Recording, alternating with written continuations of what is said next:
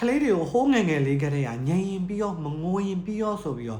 ့မိဘတွေက TikTok ပြထားတာမျိုးတွေလောက်တက်ကြတယ်ဒီလိုမျိုးလောက်ထားမယ်ဆိုလို့ရှိရင်ဒီခလေးတွေက TikTok ကိုစေးဆွဲတယ်လို့မျိုးဆွဲသွားတာမျိုးတွေကိုရှိတယ်အဲ့ဒါကြောင့်မလို့ခလေးတွေကနည်းနည်းပြင်းဖို့ကောင်းတဲ့အလုပ်တွေလို့ပြောလို့ရတယ်အယုံနဲ့ကစားတာတွေစာအုပ်ဖတ်တာတွေစာကြက်တာတွေဝတ္ထုဖတ်တာတွေဒါမျိုးတွေဆိုလို့ရှိရင်မလုပ်ချင်တော့သူတို့တွေကဖုန်းပဲကြည့်ချင်တော့တယ် TikTok ပဲကြည့်ချင်တော့တယ်အဲ့ဒါထပ်ပို့ဆိုရဆိုလို့ရှိရင်တချို့တွေဆိုလို့ရှိရင်ရုပ်ရှင်ကားတကားကိုဒီ2နာရီလုံးထိုင်ပြီးတော့မကြည့်နိုင်တော့တဲ့ကလေးမျိုးတွေတောင်မှရှိရယ်ရုပ်ရှင်တွေဆိုလို့ရှိရင်ဒါခင်ဗျားတို့လည်းတွေ့ဘူးလိမ့်မယ် TikTok မှာအတိုလေးတွေစက္ကန့်30အတွင်းမှာဝင်းအောင်အကျဉ်းချုပ်လုပ်ပြီးတော့တင်ထားတယ်ဆိုတာမျိုးတွေဒါမျိုးတွေကိုဆွဲလန်းနေတဲ့ကလေးတောင်ရှိရယ်ကန်တန်းကားပြရတော့မှ2နာရီလုံးထိုင်မကြည့်နိုင်ကြတော့ဘူးအဲ့တော့ဒီလိုမျိုးတွေဖြစ်နေပြီဆိုလို့ရှိရင် TikTok ဖြတ်ဖို့လိုတယ်ပေါ့လေဒါပေမဲ့လည်း TikTok အဖြတ်မခံဘူးဖြတ်လို့မရဘူးဆိုလို့ရှိရင်ကျွန်တော်အခုပြောပြမယ် setting တွေကိုဖွင့်ထားတင်တယ်ဒါကိုလုပ်ဖို့အတွက်ဆိုလို့ရှိရင်မိဘဖုန်းမှာရောခလေးဖုန်းမှာရော TikTok account တွေကိုဝင်ထားဖို့လိုတယ် Okay ဒါကိုဘယ်လိုမျိုးစလုပ်မလဲဆိုလို့ရှိရင်မိဘရဲ့ TikTok account ထဲမှာ profile တွေကိုဝင်ထားလိုက်မယ်ပြီးတော့လို့ရှိရင်ညာဘက်အပေါ်တောင်ကမြင်းချောင်းလေး3ချောင်းကိုရွေးလိုက်ပြီးတော့ setting တွေကိုဝင်လိုက်မယ်ပြီးတော့လို့ရှိရင် family parents ဆိုတာတွေကိုဝင်လိုက်ပြီးတော့ကျွန်တော်တို့တွေ continue ဆိုတာလေးကိုဆက်နှိပ်လိုက်မယ်ဒီနေရာမှာကျွန်တော်တို့ကမိဘဖုန်းနဲ့လုပ်နေတာဖြစ်တဲ့အတွက်ကြောင့်မလို့ parents ဆိုတာကိုရွေးပြီးတော့next ဆိုတာကိုနှိပ်လိုက်မယ်ဒါဆိုလို့ရှိရင် share QR code ဆိုတဲ့ခလုတ်ကလေးပေါ်လာလိမ့်မယ်ဒါလေးကိုနှိပ်လိုက်ရင် QR code ပေါ်လာမယ်ပေါ့လ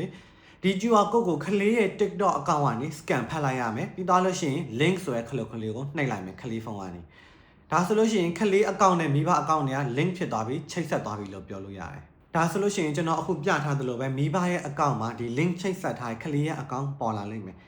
ဒီတော့ဝင်လိုက်ပြီဆိုလို့ရှိရင်ကျွန်တော် setting တွေအများကြီးပေါ်လာပြီထိတ်ဆုံးမှာဆိုလို့ရှိရင်ကိုယ့်ရဲ့ခလေးကတနေ့ကို TikTok ဘယ်နှစ်နာရီသုံးလဲဆိုတာကိုပြထားပေးရဒါအခု screen မှာပြထားဆိုလို့ရှိရင်ဒီနေ့ပုံမှန်အားဖြင့် average ပေါ့နော်တနေ့ကို1နာရီနဲ့မိနစ်20သုံးလဲဆိုပြီးတော့ပြနေတယ်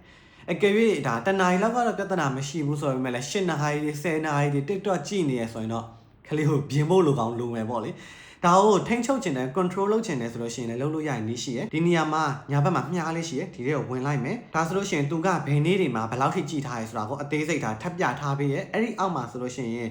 daily screen time ဆိုပြီးညာဘက်မှာဖွင့်တဲ့ခလုတ်ကလေးရှိရယ်ဒါလေးကိုနှိပ်လိုက်မယ်ပြီးတော့လို့ရှိရင်အောက်မှာတနေ့ကိုဘယ်နှစ်နာရီပဲကြည့်ခွင့်ပေးမလဲဆိုပြီးရွေးလို့ရတယ်ဒါဥပမာအားဖြင့်ဆိုလို့ရှိရင်တနေ့ကို2နာရီပဲပေးကြည့်မယ်1နာရီပဲပေးကြည့်မယ်ဆိုပြီးရွေးလိုက်မယ်သူရဲ့အောက်မှာဆိုလို့ရှိရင် block 10 from app ဆိုပြီးရွေးစရာ setting လေးတစ်ခုရှိရယ်ဒါရဲ့သဘောကကြတော့ကိုရွေးထားတဲ့ဒါ time limit ပေါ့နော်1နာရီဆို1နာရီ2နာရီဆို2နာရီ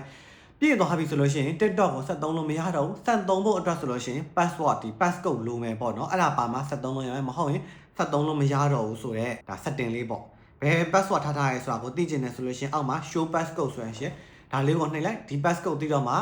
ကိုယ့်ရဲ့ခလေးက TikTok ဆက်သုံးလို့ရတော့မှာဆိုတော့ဒါကိုကျွန်တော်ထားမယ်ဆိုရင် confirm ကိုနှိပ်လိုက်မယ်ပြီးတော့လို့ရှိရင်သူ့အောက်မှာဒါတစ်ဆက်ကြည့်လိုက်မယ်ဆိုလို့ရှိရင် schedule time away ဆိုတာရှိရယ်ဒါကိုဖွင့်ထားလိုက်မယ်ဆိုလို့ရှိရင်ဘယ်နေ့တွေမှာဆိုလို့ရှိရင်တော့ TikTok သုံးလို့မရအောင်ဘယ်နေ့တွေမှာပဲ TikTok သုံးလို့ရမယ်ဆိုပြီးတော့ရွေးလို့ရတယ်သူ့ရဲ့အသုံးဝင်ပုံကတော့အဓိကကကျွန်တော်တို့တွေကြောင်းဖွင့်ရက်တွေပေါ့တနင်္လာတောက်ကြလို့နေမျိုးတွေမှာ TikTok ကိုပေးမသုံးခြင်းဘူးဒါပေမဲ့စနေတနင်္ဂနွေနေ့လိုနေမျိုးတွေမှာပဲ TikTok ကိုပေးသုံးခြင်းတယ်ဆိုတာမျိုးဒါမှမဟုတ်လို့ရှိရင်တနင်္လာနေ့မှာပေးတော့သုံးမယ်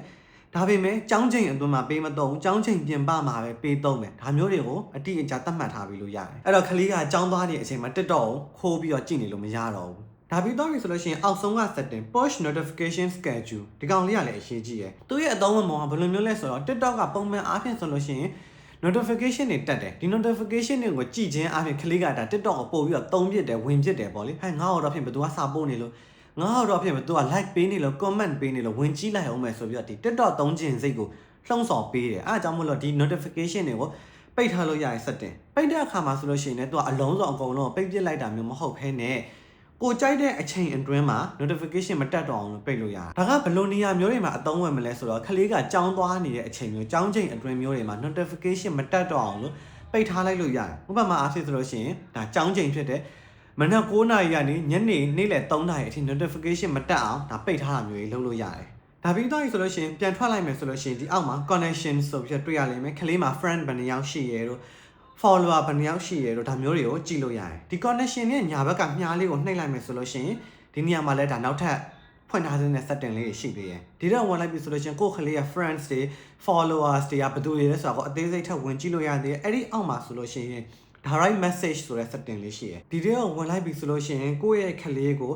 ဘ ယ်သူတွေကစာပို့လို့ရမယ်စာပို့လို့မရဘူးဆိုတာကိုဒါအသေးစိတ်ရွေးထားလို့ရတယ်သူ့ရဲ့တငယ်ချင်းတွေကစာပို့လို့ရမယ်တို့တငယ်ချင်းမဟုတ်ဘဲနဲ့တခြားအပြင်အားလူတွေစာပို့လို့ရမယ်မရောက်ဒါတွေကိုအသေးစိတ်ထပ်ရွေးထားလို့ရသေးတယ်ပြီးတော့လို့ရှိရင်ပြန်ထွက်လာရင်သူ့အောက်မှာ manage blog account ကိုယ်ကလေးကဘသူတွေကို blog လုပ်ထားစေခြင်းနဲ့ဘသူတွေကို blog လုပ်ထားရဲဆိုတာတွေကိုလည်းအသေးစိတ်ဒီထဲမှာထိန်းချုပ်လို့ရတယ်ဆိုတော့ကိုယ်ကလေးနဲ့မပတ်သက်စေခြင်းတဲ့လူတွေဆိုလို့ရှိရင်ဒီထဲကနေဝင်ပြီးတော့ဝင် blog လုပ်ထားပေးလိုက်လို့ရတယ်ဒီထဲကနေပြန်ထွက်လိုက်ပြီဆိုလို့ရှိရင်အောက်နားမှာ content interest ဆိုတာရှိတယ်ဒီထဲမှာလည်းအရေးကြီးတဲ့ setting တွေရှိသေးတယ်ဒီနေရာမှာဆိုလို့ရှိရင် restricted mode ဆိုတာရှိတယ်ပြီးတော့လို့ရှိရင်ကျွန်တော် turn on ဆိုတာကိုနှိပ်လိုက်မယ်ပြီးတော့လို့ရှိရင်ဒီနေရာမှာဒါချက်ချစ်ကလေးပဲနှိပ်လိုက်လို့ရတယ်ပေါ့လေသူရဲ့အလုံးလုံးပုံကဘယ်လိုလဲဆိုတော့ကိုယ်ကလေးရဲ့ TikTok account ပေါ်မှာကလေးနဲ့မစီလျော်တဲ့ကလေးတွေမကြည့်သင့်တဲ့ကလေးနဲ့မအပ်ဆက်တဲ့ video တွေ post တွေ content တွေကိုမပြပေးတော့အောင်လို့ပိတ်လိုက်တဲ့သဘောပဲဒါကလည်းဖွင့်ထားတဲ့အခုနောက်ပိုင်း TikTok မှာဆိုလို့ရှိရင်လည်းကလေးတွေမကြည့်သင့်တဲ့အရာတွေကတအားအောင်များနေပြီပေါ့လေပြီးတော့လို့ရှိရင်သူတွေကနေပြန်ထွက်လာရင် post ဆိုတဲ့အပြင်မှာထုံးစံအတိုင်းပဲမြားလေးရှိရဲဝင်လိုက်မယ်ဒီနေရာမှာဆိုလို့ရှိရင်လည်း comment တွေ mention တွေဆိုပြီးတော့ရှိလိုက်မယ်သူရဲ့သဘောကကြတော့ကိုယ်ကလေးရဲ့ post မှာဘယ်သူတွေက comment ပေးလို့ရတယ်ဆိုတာကိုရွေးတာဒါ everyone ရှိမယ် friends ရှိမယ် no one ရှိမယ်ပေါ့နော်ကျွန်တော်ကတော့ friends ဆိုတာပဲရွေးထားစေခြင်းနဲ့အဲ့တော့မှသူ့တငယ်ချင်းတွေကပဲ comment ပေးလို့ရမယ်အပြင်လူဒီဇိုင်းတွေက comment ပေးလို့မရတော့ဘူး mention ကလည်းတူတူပဲကိုယ်ကလေးရဲ့ account ဘယ်သူတွေက mention လုပ်လို့ရမလဲဆိုတာကိုရွေးလို့ရတယ်ဒါလည်း friends ဆိုပြီးထားလိုက်မယ်ပြီးတော့လို့ရှိရင်ပြန်ထွက်ပြီးတော့လို့ရှိရင်ထိတ်ဆုံးမှာ account privacy ဆိုတာရှိတယ်ဒီထဲကိုဝင်လိုက်မယ်ဒီနေရာမှာအရေးကြီးတဲ့ setting တစ်ခုကကြတော့ private account ဒါကိုဖွင့်ထားပေးဖို့လိုတယ်သူရဲ့အလုံးလုံးပုံကဘယ်လိုလဲဆိုတော့ကိုယ့်ကလေးရဲ့ account ကိုသူ့ရဲ့ friends တွေရပဲဝင်ကြည့်လို့ရမယ်သူရဲ့ friends မဟုတ်ဘဲနဲ့တခြားအပြင်ကလူတွေဒီဇိုင်းတွေကခလေးဘာတွေတင်ထားရဆိုတော့ဝင်ကြည့်လို့မရတော့ဘူးဆိုတော့ဒီ setting ကလည်းအရေးကြီးတယ်ပြီးတော့လို့ရှိရင်သူ့အောက်မှာဆိုလို့ရှိရင် suggest account to others ဒါကကြတော့ကိုယ့်ကလေးရဲ့ account ကိုတခြားလူတွေစီမှာ follow လုပ်မလားဆိုပြီးတော့ like ပြပေးရဲ့ features ပေါ့နော်ဒါကပိတ်ထားတဲ့နေအဲဆိုလို့ရှိရင်ကိုယ့်ကလေး account ကဒီဇိုင်းတွေစီမှာ suggested account ဆိုပြီးတော့သွားမပေါ်တော့ဘူးပြီးတော့လို့ရှိရင်သူ့အောက်ဆုံးမှာဆိုလို့ရှိရင် like videos ဒါကြတော့ကိုယ့်ကလေးက like လုပ်ထားတဲ့ video တွေကိုဘယ်သူတွေကကြည့်လို့ရမလဲဆိုတော့ setting ကျွန်တော်ဆိုလို့ရှိရင်တော့ဒါ everyone အစား only 10ကိုပဲထားတယ်ဆိုတော့ကိုယ့်ကလေးက TikTok သုံးနေဆိုလို့ရှိရင်မဖြစ်မနေဖွင့်ထားတဲ့ setting တွေဖြစ်ပါတယ်ဒီ video ကြည့်နေတဲ့လူတွေကကိုယ့်ကလေးတွေက TikTok ဆွဲနေတာမျိုးတွေကြုံမှုကြလားကလေးတွေကတနေ့ကို TikTok ဘယ်နှစ်နာရီလောက်ထိသုံးနေကြလဲဆိုတော့အောက် comment ထဲမှာဝင်ရောက်ရေးပေးခဲ့လို့ရပါတယ်ကျေးဇူးတင်ပါတယ်ခင်ဗျာ